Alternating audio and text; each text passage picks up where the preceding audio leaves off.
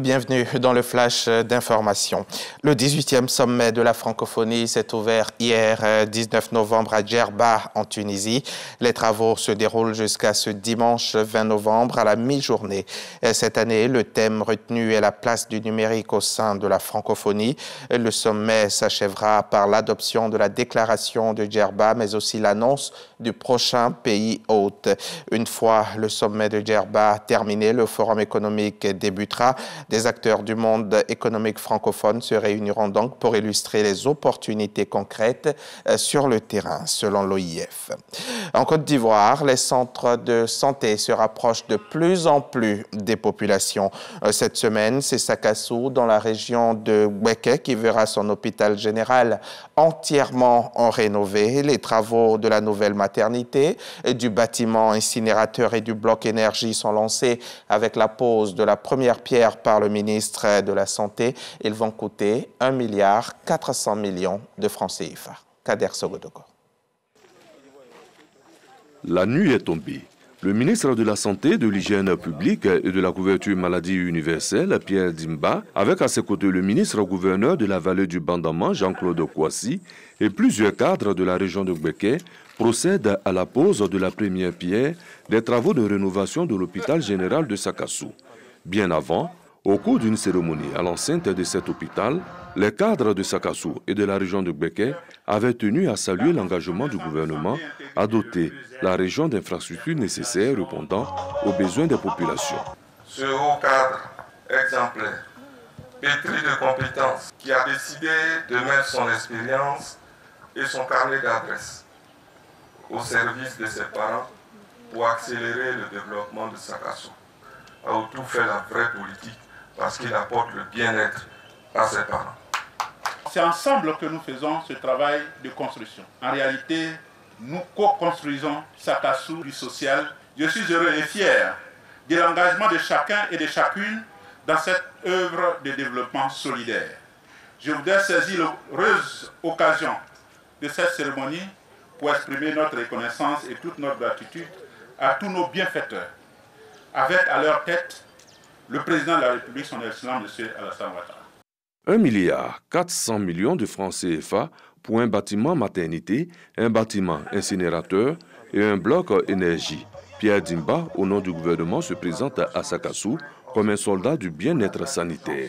Les efforts conjugués de nos autres autorités, avec à leur tête son Excellence Alassane Ouattara, président de la République de Côte d'Ivoire, pour la promotion du secteur de la santé ont permis le renforcement du réseau de soins dans notre pays et singulièrement dans celle de la région du Bouéké.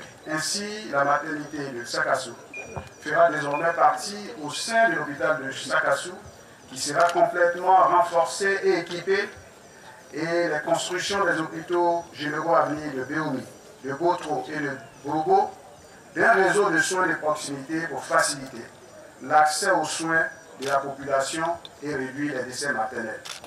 Avant la fin des travaux prévus pour le premier trimestre 2023, Pierre Dimba a remis, au nom du président de la République Alassane Ouattara, les clés d'une ambulance médicalisée et du matériel sanitaire pour renforcer le plateau technique de l'hôpital général de Sakassou.